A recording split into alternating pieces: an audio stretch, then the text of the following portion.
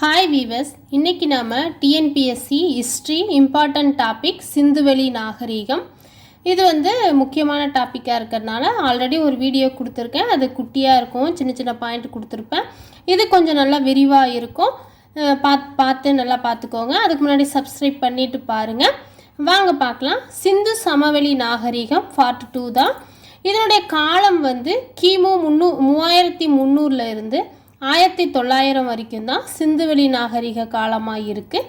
சிந்து நாகரீகம் என்ற புத்தகம் ஆர்.இ. மார்டிமல் வீலர் தான் வெளியிட்டிருக்காரு.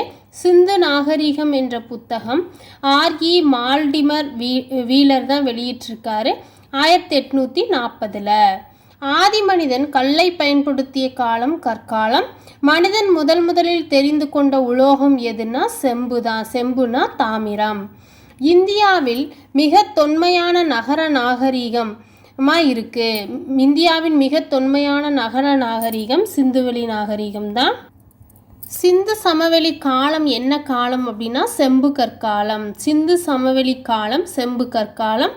உலகின் தொன்மையான நாகரீகங்கள் கொடுத்துருக்கேன். மொசபட்டோமியா இதெல்லாம் புக்கில் இருந்து தான் நான் நோட்ஸ் எடுத்திருக்கேன். அதனால் நீங்கள் நல்லா பார்த்து படிக்கலாம். ஒரு நல்லா 2-3 டைம் கேளுங்க, நல்லா அண்டர்ஸ்டாண்ட் ஆகும். இதுலேருந்து கண்டிப்பாக டிஎன்பிஎஸ்சி கொஸ்டின் வந்துட்டு தான் இருக்குது. வாங்க பார்க்கலாம். உலகின் தொன்மையான நாகரீகங்கள் மொசபட்டோமியா. ஃபஸ்ட்டு மொசபட்டோமியா தான் உலகின் தொன்மையான நாகரீகங்கள் ஃபஸ்ட்டு கொடுத்துருந்தாங்க புக்கில். 3500 2000 பொது ஆண்டுக்கு முன். நெக்ஸ்ட்டு எகிப்து 3100 1100 வரை. சிந்துவெளி நாகரீகம் 3300 1900 வரைக்கும் பொது ஆண்டுக்கு முன்னு. அப்புறம் சீன நாகரீகம் 1700 இருந்து 1122 வரை சீன நாகரீகம் இருந்திருக்கு. அது பொது ஆண்டுக்கு முன்னாடி. இவை அனைத்தும் இந்த நாகரீகங்கள் உலகின் தொன்மையான நாகரீகங்கள் இந்த 4ம் இவ நதிக்கரை நாகரீகங்கள் ஆகும். உலகின் தொன்மையான நாகரிகங்கள் எப்படிப்பட்டவைகள் அப்படின்னா நதிக்கரை நாகரிகங்கள் ஆகும். அப்புறம் மொஹஞ்சதரோ சிந்து நதியில் ஆரம்பிச்சிருக்கு. ஹரப்பா நாகரிகம் ராவி நதி, அதுவும் நகர நாகரிகம் தான். மொஹஞ்சதரோ நாகரிகம் சிந்து நதியில், ஹரப்பா நாகரிகம் ராவி நதியில், லோத்தல் காம்பே வளைகுடா அது குஜராத்தில், காளிபங்கன் நாகரிகம் ராஜஸ்தான்.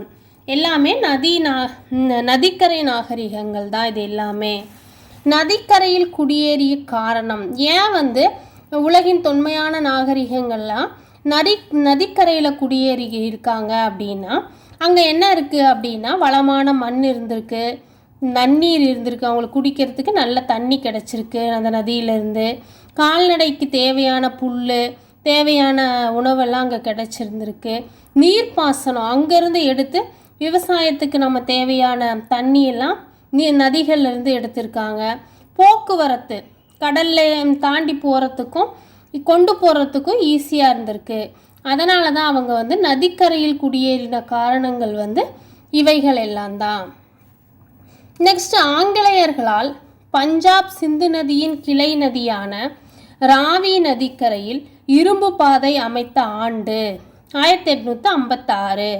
56 பேர் சேர்ந்து தான் ராவி நதிக்கரையில் ஆங்கிலேயர்கள் காலத்தில் ஆங்கிலேயர்கள் 56 பேர் சேர்ந்து பஞ்சாப் சிந்து நதி கிளை நதி தான் ராவி நதிக்கரை, அங்கே இரும்பு பாதை அமைச்சாங்க அப்படின்னு ஷார்ட்கட்டாக சின்னதாக ஞாபகம் வச்சுக்கோங்க. ஆங்கிலேயர்கள் பஞ்சாப் சிந்து நதியின் கிளை நதியான ராவி நதிக்கரையில் இரும்பு பாதை அமைத்த ஆண்டு 1856. என்னுடைய வீடியோலாம் குட்டி குட்டியாக ஷார்ட்கட் சொல்கிறேன். அது உங்களுக்கு ஓகேன்னா அந்த ஷார்ட்கட் யூஸ் பண்ணிக்கோங்க. இல்லைன்னா உங்களுக்கு பிரியமானபடி நீங்கள் ஷார்ட்கட்டை யோசித்து எனக்கு கமெண்ட் பண்ணுங்கள். அடுத்தது ஹரப்பா முத்திரைகள். அது மென்கற்களால் செய்யப்பட்டது. ஹரப்பா முத்திரைகள் கிடச்சிருக்குல்ல, அதெல்லாம் மென்கற்களில் செய்யப்பட்டவைகளாக இருந்திருக்கு. அப்புறம் மணல் மேடு கண்டிருக்காங்க. அதில் தரமான சுட்ட நீண்ட செங்கற்களும் இருந்திருக்கு. கட்டிட இடிபாடுகளும் இடிந்ததை கண்டன. 1921 அகழாய்வில் இந்தியாவின் தொன்மை முதுபெரும் நகரம் என கண்டறிந்தார். 1921 அகழாய்வில் தான் இந்தியாவில் தொன்மை வாய்ந்த முதுபெரும் நகரம் இதுதான் சொல்லி கண்டறிந்திருக்காரு. இரும்பு குதிரை பற்றி அவங்களுக்கு தெரியல. இரும்புனா தகரம் தான். இரும்பு தகரம் குதிரை பற்றி சிந்துவெளி மக்களுக்கு தெரியாமல் இருந்திருக்கு. நெக்ஸ்ட்டு ஹரப்பா அப்படிங்கிறது சிந்து மொழி. அது புதையுண்ட நகரம் என்று பொருள். இந்த கொஸ்டின்லாம் டிஎன்பிசியில் கேட்டிருக்காங்க. ஹரப்பா அப்படிங்கிற மொழி என்ன மொழினா சிந்து மொழி. அதோடைய பொருள் என்னென்னா புதையுண்ட நகரம். நெக்ஸ்ட்டு சுமார் 4700க்கும் உட்பட்ட நாகரிகம் தான் ஹரப்பா நாகரிகமாகும். மேலும் நகரங்களின் இடுபாடுகள் மொஹஞ்சதரோ, சான்குதாரோ, கலிபங்கன், லோத்தல் போன்ற பல இடங்களில் கண்டெடுக்கப்பட்டிருக்கு. இந்த நகரங்களின் இடிபாடுகள் மொஹஞ்சதரோ, சான்குதாரோ, கலிபங்கன், லோத்தல் ஆகிய இடங்களில் கண்டெடுத்திருக்காங்க. நெக்ஸ்ட்டு சித்திர எழுத்துக்கள் இருந்திருக்கு. களிமண் பலகைகளில் சித்திர எழுத்துகள் இருந்திருக்கு. மொஹஞ்சதரோ அப்படிங்கிறது சிந்தி மொழி தான். மொஹஞ்சதரோ, ஹரப்பா அது எல்லாமே சிந்து மொழி தான். மொஹஞ்சதரோ அப்படின்னா இடிகாட்டு மேடு என்று பொருள். இதே நம்ம ஹரப்பானா என்னன்னு பார்த்தோம், புதையுண்ட நகரம் அப்படின்னு பார்த்தோம். மொஹஞ்சதரோ அப்படின்னா இடுகாட்டு மேடு. மே அப்படின்னு ஷார்ட்கட் வச்சுக்கோங்க, மாவரிசை. மொஹஞ்சதரோ ஸ்டார்டிங் இடிகாட்டு மேடு மே அப்படின்னு ஷார்ட்கட்டாக ஞாபகம் வச்சுக்கோங்க. மொஹஞ்சதரோ அப்படிங்கிறதுக்கு பொருள் இடிகாட்டு மேடு. இது என்ன மொழி சொல்னா சிந்து மொழி சொல். சிந்துவெளி கட்டமைப்பில் முக்கியத்துவம் வாய்ந்தவை எது அப்படின்னா பெருங்குளம், தானிய களஞ்சியம் தான் முக்கியத்துவம் வாய்ந்தவையாக இருந்திருக்கு. கட்டிட தொழில், நிலம் தேறுதல், மனை அளவீடு, கால் கோளுதல், தரமான கட்டுமான பொருட்கள் தேர்ந்தெடுத்தல், வடிவக்கணித அமைப்பு பற்றி அறிதல் இங்கே வெளிப்பட்டிருக்கிறதா சொல்லியிருக்காங்க. நெக்ஸ்ட்டு ஆயுதங்கள், வீட்டு சாமான்கள், கருவிகள் செய்ய என்ன பயன்படுத்தியிருக்காங்கன்னா செம்பு, வெண்கலத்தை பயன்படுத்தியிருக்காங்க. ஆயுதங்களும் வீட்டு சாமான்கள் செய்யறதுக்கு செம்பு, வெண்கலத்தை பயன்படுத்தியிருக்காங்க. தங்கம், வெள்ளி அணிகலன்கள் செய்யவும் தங்கம், வெள்ளியை அணிகலன்கள் செய்ய பயன்படுத்தியிருக்காங்க சிந்துவெளி மக்கள். இதெல்லாம் கூற்று காரணத்தில் கூட கேட்டிருக்காங்க. சிந்துவெளி நாகரிகம் இந்த கொஸ்டின் டிஎன்பிசியில் கூற்று காரணத்துலேயும் கேட்பாங்க. நல்லா பார்த்துக்கோங்க. எடை கற்கள் ஒரு வகை திண்மையான கற்களில் தயாரிக்கப்பட்டிருந்துச்சாமா. எடை கற்கள் யூஸ் பண்ணியிருக்காங்க சிந்துவெளி மக்கள். அது திண்மையான கற்களால் தயாரிக்கப்பட்டிருந்துச்சாமா. மிகச்சிறிய அளவு எடையும் பயன்படுத்தியிருக்காங்களாமா. அது என்னென்னா 13.63 1.75 சென்டிமீட்டர் அளவு மிகச்சிறிய அளவு. அதையும் சிந்துவெளி நாகரிக மக்கள் பயன்படுத்தியதா சான்றுகள் கிடைச்சிருக்கு. நெக்ஸ்ட் செவ்வக வடிவிலான நூற்றுக்கணக்கான முத்திரைகள், அவற்றில் சித்திர வடிவ எழுத்துகளும் கண்டறியப்பட்டன. இது ஒரு டைம் குரூப் 4ல் 2019 கேட்டிருக்காங்க. குரூப் 4ல் தான் இந்த கொஸ்டின் கேட்டிருக்காங்க. அப்போ நான் அட்டன் பண்ணேன். அப்போ இந்த கொஸ்டின் எனக்கு அப்போ கரெக்டாக எழுதுனா ஞாபகம் இல்லை. செவ்வக வடிவிலான, இது நல்லா நோட் பண்ணிக்கோங்க. நூற்றுக்கணக்கான முத்திரைகள், அவற்றில் சித்திர வடிவும் எழுத்துகளும் கண்டறியப்பட்டுச்சு. அது என்ன வடிவத்தில் இருந்துச்சுன்னா செவ்வக வடிவிலான முத்திரைகள் தான் கண்டுபிடிக்கப்பட்டது. நெக்ஸ்ட்டு எழுத்து முறை. அவங்களுடைய எழுத்து முறை சுட்ட களிமண் பலகைகளின் மீது எழுத்துக்கள் பொறிக்கப்பட்டுள்ளன. அவங்க சுட்ட எழுத்து முறை சுட்ட களிமண் பலகையில் தான் அதன் மீது தான் எழுத்துக்கள் பொறிக்கப்பட்டுள்ளன. இவை சித்திர எழுத்துக்கள் ஆகும். சுட்ட களிமண் பலகைகளில் பயன்படுத்தப்பட்ட எழுத்துக்கள் சித்திர எழுத்துக்கள் ஆகும். அவங்க 26 குறியீடுகள், நீண்ட வரிகள் இருந்தன. அவங்க எழுத்து முறையில் எப்படி இருந்துச்சுன்னா 26 குறியீடுகள் இருந்திருக்கு, நீண்ட வரிகள் இருந்திருக்கு. ஹரப்பா 5000 எழுத்துடைய சிறு எழுத்து தொகுதிகள் அங்கே ஹரப்பாவில் கிடச்சிருக்கு. முத்திரைகளில் பொறிக்கப்பட்டிருந்த படங்களும் எழுத்து வடிவங்களும் இவர்கள் எழுத்துக்கலையில் தேர்ச்சியதை புலப்படுத்துகிறதுன்னு சொல்கிறாங்க.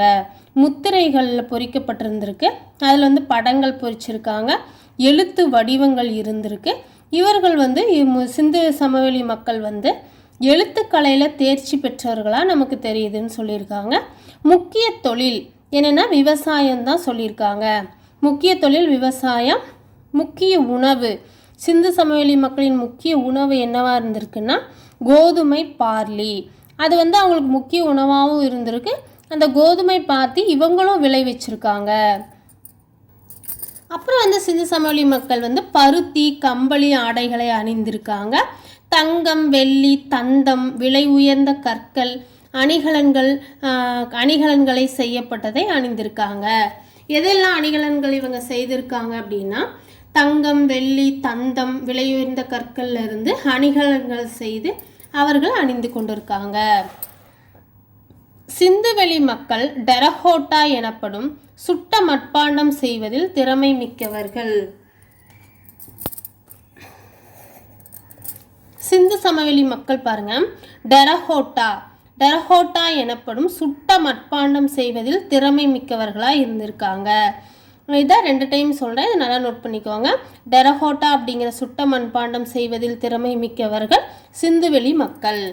நெக்ஸ்ட் மொஹஞ்சதரோ அதில் கண்டெடுக்கப்பட்ட வெண்கலத்தால் ஆன நாட்டிய மங்கை உருவ சிலை, தாடியுடன் காட்சி தரும் ஒருவரின் சுண்ணாம்புக்கல் சிலை ஆகியவை சிற்ப வேலைக்கு சிறந்த சான்றுகள்.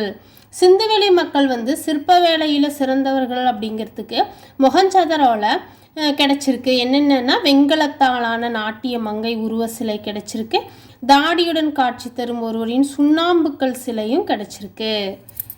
அப்புறம் மக்கள் பசுபதி என்ற சிவனையும் பெண் கடவுளையும் லிங்கம் சூளம் மரம்னா அரச மரத்தை இதெல்லாத்தையும் தான் வணங்கியிருக்காங்க சிந்துவெளி மக்கள். அப்புறம் இறந்தவர்களை புதைக்கும் போது அச்சடலங்களுடன் உணவு சிவப்பு மணிகள் அணிகலன் சேர்த்து தாளிகள் இட்டு புதைத்தனர். சிந்துவெளி மக்கள் இறந்தவர்களை புதைக்கும் போது அச்சடங்குகளுடன் உணவு சிவப்பு மணிகள் அணிகலன் சேர்த்து தாளிகளில் இட்டு புதைச்சிருக்காங்க. அப்புறம் இந்திய தொல்பொருள் ஆய்வுத்துறை இயக்குனர் ஜான் மார்சல். இந்திய தொல்பொருள் ஆய்வுத்துறை இயக்குனர் யாருன்னா ஜான் மார்சல். ஹரப்பா வந்து புதையுண்ட நகரம், அது ஆல்ரெடி பார்த்தோம். ஹரப்பா நகரின் இடிபாடுகளை முதலில் தமது நூலில் விவரித்தவர் யார்னா சார்லஸ் மேசன். ஹரப்பா நகரத்தின் இடிபாடுகளை முதல்ல தம்முடைய நூலில் யார் விவரித்து எழுதியிருக்காங்க அப்படின்னு சொன்னால் சார்லஸ் மேசன். இடிபாடுகள், மேசன் வேலை செய்கிறவங்க தான் அந்த இடிபாடுகள் எல்லாம் சரி பண்ணுவாங்கல்ல, அது ஒரு சின்ன ஷார்ட்கட்டாக ஞாபகம் வச்சுக்கோங்க. ஹரப்பா நகரத்தின் இடிபாடுகளை முதலில் நூலில் விவரித்தவர் சார்லஸ் மேசன். இவர் கிழக்கிந்திய கம்பெனியின் படை வீரர் ஆராய்ச்சியாளர் ஆவார். இவர் வந்து கிழக்கிந்திய கம்பெனியில் படை வீரராகவும் ஆராய்ச்சியாளராகவும் இருந்திருக்காரு. 1856 லாகூர் கராச்சி ரயில் பாதை அமைக்க நிலத்தை தோண்டிய போது அதிகமான சுட்ட செங்கற்கள் கண்டறியப்பட்டுள்ளன. எங்கே அப்படின்னா லாகூர் கராச்சியில் 1856 ரயில் பாதை அமைச்சிருக்காங்க. அப்போ அந்த இடத்த தோண்டும் போது அதிகமான சுட்ட செங்கற்கள் அங்கே கண்டுபிடிக்கப்பட்டிருக்கு. இதை நல்லா நோட் பண்ணிக்கோங்க. நெக்ஸ்ட் 1920 ஹரப்பா மொஹஞ்சதரோ நகரங்களை அகழாய்வு செய்ய ஆரம்பித்தனர். ஹரப்பா மொஹஞ்சதரோ நகரங்களை அகழாய்வு செய்ய ஆரம்பித்தது எப்போன்னா 1920. 20ன்னா 2 இருக்கா, 20க்கு 0 விட்டுருங்க 2. அப்போ 2ன்னா 2 நகரங்கள் அகழாய்வு செய்ய ஆரம்பித்தது 2ல் ஸ்டார்ட் பண்ணியிருக்காங்க அப்படின்னு சொல்லி சின்னதாக ஷார்ட்கட் ஞாபகம் வச்சுக்கோங்க. அப்புறம் 1924 இந்திய தொல்லியல் இயக்குனர் ஜான் மார்சல் ஹரப்பா மொஹஞ்சதரோவிற்கு இடையே 1926 பொதுவான அம்சங்கள் இருப்பதை கண்டறிந்தார். 1924 ஸ்டார்ட் பண்ணியிருக்காரு. யாருன்னா இந்திய தொல்லியல் இயக்குனர் ஜான் மார்சல். அதுக்கப்புறமா 1926 2 வருஷம் கழிச்சு தான் இரண்டுக்கும், அதாவது ஹரப்பா மொஹஞ்சதரோவிற்கு இடையில் பொதுவான அம்சங்கள் இருக்குது அப்படின்னு கண்டறிஞ்சிருக்காரு. எப்போ அப்படின்னா 1926. நெக்ஸ்ட் ஹரப்பா நாகரீகம் மொஹஞ்சதரோவை விட பழமையானது. மொஹஞ்சதரோவை விட பழமையான நாகரீகம் எது அப்படின்னா ஹரப்பா நாகரீகம். நெக்ஸ்ட் நாகரீகம் என்ற வார்த்தை பண்டைய லத்தீன் மொழி. அது நாகரீகம் அப்படிங்கிற வார்த்தை லத்தீன் மொழி வார்த்தையாக இருக்குது. அது வந்து சிவிஸ் என்பதிலிருந்து வந்தது. அந்த லத்தீன் மொழி நாகரீகம் என்ற லத்தீன் மொழி சிவிஸ் என்பதிலிருந்து வந்திருக்கு. இதன் பொருள் சிவிஸ் அப்படிங்கிறது பொருள் என்னன்னா நகரம் ஆகும். நெக்ஸ்ட் ஹரப்பா அகழாய்வு செய்த ஆண்டு. ஹரப்பா மட்டும் அகழாய்வு செய்திருக்காங்க. எப்போன்னா 1921லையும் 20லையும் ஹரப்பா அகழாய்வு செய்த ஆண்டுகள். 1861 அலெக்சாண்டர் கன்னிங்ஹாம் என்ற நில அளவையர் உதவியுடன் இந்திய தொல்லியல் துறை நிறுவப்பட்டது. இந்திய தொல்லியல் துறை நிறுவப்பட்ட ஆண்டு 1961 அலெக்சாண்டர் கன்னிங்ஹாம் அவரால் தான் நிறுவப்பட்டது. அவர் உதவியுடன் தான் இந்திய தொல்லியல் துறை நிறுவப்பட்டது. அது 1861. நெக்ஸ்ட்டு அதனுடைய தலைமையகம், இந்திய தொல்லியல் துறை தலைமையகம் எங்கே இருக்குது அப்படின்னா புதுடெல்லியில். ஹரப்பா நாகரீகம் அப்படின்னா அது நகர நாகரீகம். காரணம் கொடுத்துருக்காங்க. ஏன் அது நகர நாகரீகம் ஹரப்பா நாகரீகம் அப்படின்னா அதுக்கு என்னென்ன காரணங்கள் அப்படின்னு கொடுத்துருந்தாங்க. அது என்னென்னா சிறப்பான நகர திட்டமிடல். அங்கே வந்து ஹரப்பா நாகரீகம் வந்து நகர நாகரீகம் தானே, அதிலலாம் என்னென்னலாம் இருந்துச்சு, ஏன் காரணம் என்னன்னா சிறப்பான நகர திட்டமிடல் இருந்துச்சு, கட்டிடக்கலை வேலைப்பாடுகள் இருந்துச்சு, தூய்மைக்கு பொது சுகாதாரத்திற்கும் கொடுக்கப்பட்ட முன்னுரிமை இருந்திருக்கு காரணமாக, தரப்படுத்தப்பட்ட எடைகள் இருந்திருக்கு, அளவீடுகள், விவசாய கைவினை தொழில்களை திடமான அடித்தளம், இதெல்லாம் தான் காரணமாக இருந்திருக்கு நகர நாகரீகத்திற்கு. நெக்ஸ்ட் எழுத்து முறை. சிந்துவெளி மக்களுடைய எழுத்து முறை வளமிருந்து இடம் மற்றும் இடமிருந்து வளம் என்று எழுதுவது தான் அவங்களுடைய எழுத்து முறை. 9th புக்கில் வந்து வலப்பக்கத்திலிருந்து இடப்பக்கமாக எழுதப்பட்டிருந்ததுன்னு சொல்லி கொடுத்துருக்காங்க. மெஹக்கர் அப்படின்னா சிந்துவெளி நாகரீகத்தின் முன்னோடி. சிந்துவெளி நாகரீகத்தின் முன்னோடி மெஹக்கர். இது நல்லா நோட் பண்ணிக்கோங்க, இம்பார்ட்டன்ட். இது புதிய கற்கால மக்கள் வாழ்ந்த ஒரு இடம் தான் மெஹர்கர். புதிய கற்கால மக்கள் வாழ்ந்த ஒரு இடம் தான் மெஹர்கர். இதுதான் வந்து சிந்துவெளி நாகரீகத்தின் முன்னோடியாக இருக்குது. இது ரொம்ப இம்பார்ட்டன்ட், நல்லா நோட் பண்ணிக்காங்க. முன்னோடி மே இது மாவரிசை தான். மெஹர்கர் முன்னோடி, இது நல்லா நோட் பண்ணிக்கோங்க, இது ஷார்ட்கட்டாக ஞாபகம் வச்சுக்கோங்க. இது பாகிஸ்தான் பலுசிஸ்தான் மாநிலம் கோலன் ஆற்று பள்ளத்தாக்கில் தான் இது அமைஞ்சிருக்குது. இந்த மெஹக்கர் வந்து பாகிஸ்தான் பலுசிஸ்தான் மாநிலத்தில் கோலன் ஆற்று பள்ளத்தாக்கில் அமைந்துள்ளது. மூடப்பட்ட கழிவுநீர் வடிகால் அமைப்பு எல்லா நகரங்களிலும் இருந்திருக்கு. நீர் கசியாத கட்டுமான மிக பழமையான சான்றான பெருங்குளம் அமைந்துள்ளது. நீர் கட்டுமானத்திற்கு அவங்க பெருங்குளம் யூஸ் பண்ணியிருக்காங்க. அது வந்து சான்றாக பெருங்குளம் அமைஞ்சிருக்குன்னு சொல்கிறாங்க. இதில் நீர் கசியாமல், இந்த பெருங்குளத்தில் நீர் கசியாமல் இருக்க இயற்கை தார் கொண்டு பூசப்பட்டுள்ளது. அந்த பெருங்குளத்தில் இருந்து நீர் கசியாமல் இருக்கிறதுக்கு இயற்கை தார் கொண்டு பூசப்பட்டுள்ளது. செங்கற்களால் கட்டப்பட்ட சுவர்களை கொண்ட தானிய களஞ்சியங்கள் ஹரியானா வடக்கில் ஹரியானா ராகி கற்கியில் கண்டுபிடிக்கப்பட்டுள்ளது. தானியங்கள் எப்பயும் ராகி தானே கொட்டி வைப்பாங்க. தானியங்கள்னால் ராகி தான் நமக்கு ஃபஸ்ட்டு ஞாபகம் வரும். அதனால் அப்படி ஒரு ஷார்ட்கட் ஞாபகம் வச்சுக்கோங்க. எங்கன்னா ஹரியானாவில். ஹரி வந்து ராகியை வந்து தானியமாக கண்டுபிடிச்சாரு அப்படின்னு சொல்லி ஞாபகம் வச்சுக்கோங்க. செங்கற்களால் கட்டப்பட்ட சுவர்களை கொண்ட தானிய களஞ்சியங்கள் ஹரியானா வடக்கில் ராகி கற்கியில் கண்டுபிடிக்கப்பட்டது. நெக்ஸ்ட் மொஹஞ்சதராவில் இருந்த மிகப்பெரிய பொது கட்டிடம் கூட்ட அரங்கம் ஆகும். அதாவது மொஹஞ்சதராவில் மிகப்பெரிய பொது கட்டிடம் கண்டுபிடிச்சிருக்காங்க. அது என்னென்னா கூட்ட அரங்கமாக இருந்திருக்கு. ஹரப்பா மக்கள் பெரும் வணிகர்களாக இருந்திருக்காங்க. ஆரக்கால் இல்லாத திடமான சக்கரங்களை பயன்படுத்தியிருக்காங்க. திடமான சக்கரங்களில் வந்து ஆரக்கல் இல்லாமலே பயன்படுத்தியிருக்காங்க.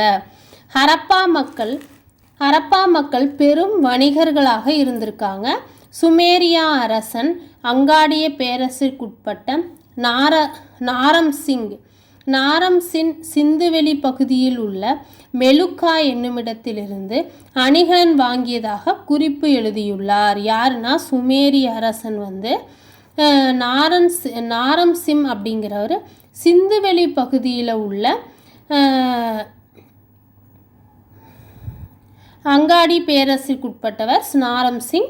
இவர் வந்து சிந்துவெளி பகுதியில் உள்ள மெலுக்கா, இந்த மெலுக்கா அப்படிங்கிற இடத்துல அணிகலன் வாங்கியதாக குறிப்பு எழுதியுள்ளார். யாருன்னா நாரம் சிங். யார் வாங்கினதுன்னா சுமேரிய அரசன் தான் வாங்கியிருக்காரு. அதை குறிப்பு எழுதியுள்ளவர் யாருன்னா நாரம் சிங். அப்புறம் குஜராத் சபர்மதி ஆற்றின் ஒரு துணை ஆற்றின் கரையில் லோத்தல் என்னும் இடம் அமைந்துள்ளது. லோத்தல் எங்கே இருக்குன்னா குஜராத் சபர்மதி ஆற்றில் ஒரு துணை ஆற்றின் கரையில் தான் லோத்தல் என்னும் இடம் அமைஞ்சிருக்கு. குஜராத் லோத்தல் வந்து கப்பல் கட்டும் செப்பனிடும் தளமாக கண்டுபிடிக்கப்பட்டிருக்கு. குஜராத் லோத்தல் வந்து அப்போ சிந்துவெளி காலத்தில் கப்பல் கட்டுற செப்பனிடும் தளமாகவும் கண்டுபிடிக்கப்பட்டிருக்கு. அப்புறம் குஜராத் மாநிலம் தந்தத்தினாலான அளவுகோல் 1704 மில்லிமீட்டர் 17.04 மில்லிமீட்டர் வரை சிறிய அளவீடுகளை கொண்டுள்ளது. குஜராத் மாநிலத்தில் தந்தத்திலான அளவுகோல் கண்டுபிடிச்சிருக்காங்க. எங்கன்னா குஜராத் மாநிலம் அது வந்து 17.04 மில்லிமீட்டர் வரை சிறிய அளவீடுகளை கொண்டுள்ளதாக இருந்திருக்கு. இது ரொம்ப இம்பார்ட்டன்ட், நோட் பண்ணிக்கோங்க. குஜராத் மாநிலத்தில் தான் சிறிய அளவீடு இருக்குது அப்படின்னு சொல்லி ஷார்ட்கட்டாக ஞாபகம் வச்சுக்கோங்க. மனிதர்களால் முதலில் கண்டுபிடிக்கப்பட்ட உபயோகப்படுத்தப்பட்ட உலோகம் எதுன்னா செம்பு. மொஹஞ்சதரோ வெண்கலத்தாலான நடனமாது சிறிய பெண் சிலை கிடைச்சிருக்கு மொஹஞ்சதரோவில். அது ஆல்ரெடி நம்ம பார்த்தோம். சிறிய வெண்கலத்தாலான பெண் சிலை நடனமாது எங்கே கிடைச்சிருக்குன்னா மொஹஞ்சதரோவில். சிந்துவெளி மக்கள் ஆபரணம் செய்ய சிவப்பு நிற மணிக்கற்களை பயன்படுத்தியிருக்காங்க. சிந்து சமவெளி மக்கள் தம்முடைய ஆபரணங்கள் எல்லாம் செய்யறதுக்கு சிகப்பாக செஞ்சுருக்காங்க அப்படின்னு ஷார்ட்கட்டாக ஞாபகம் வச்சுக்கோங்க. சிவப்பு நிற மணிக்கற்களை பயன்படுத்தினாங்க. இவர்களுக்கு இரும்பின் பயன் பற்றி தெரியாது. யாருக்குன்னா சிந்து சமவெளி மக்களுக்கு. இவங்க என்னென்னா பருத்தி ஆடை கம்பளி ஆடைகளை எல்லாம் உபயோகப்படுத்தியிருக்காங்க. தாய் தெய்வ வழிபாடு செய்திருக்காங்க.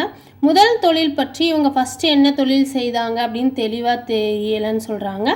எனினும் வேளாண்மை, கைவினை பொருட்கள் செய்தல், பானை வனைதல், அணிகலன்கள் செய்தல், கால்நடை வளர்த்தல் போன்ற எல்லா வேலைகளும் இவங்க செய்தனர்னு சொல்லியிருக்காங்க. நெக்ஸ்ட்டு சக்கரம் பயனை அறிந்துள்ளனர். சக்கரம் அப்படிங்கிற பயனை சிந்துவெளி மக்கள் அறிந்திருந்திருக்காங்க. முதல் எழுத்து வடிவம் வந்து சுமேரியர்களால் உருவாக்கப்பட்டது. முதல் எழுத்து வடிவம் சுமேரியர்களால் உருவாக்கப்பட்டது. மொஹஞ்சதரோ யுனெஸ்கோ உலக பாரம்பரிய தளமாக தேர்வு செய்யப்பட்டிருக்கு. முதல் எழுத்து சும்மா இருக்காமல் கண்டுபிடிச்சிட்டாங்க. அதனால தான் நம்மளாம் இப்போ எக்ஸாம் எழுதுகிறோம் அப்படின்னு சும்மா காமெடியாக சின்னதாக ஷார்ட்கட் ஞாபகம் வச்சுக்கோங்க. உங்களுக்கு பிடிச்சிருந்தா வச்சுக்கோங்க, இல்லைன்னா உங்களுக்கு பிரியமானபடி ஷார்ட்கட் ஞாபகம் வச்சுக்கோங்க.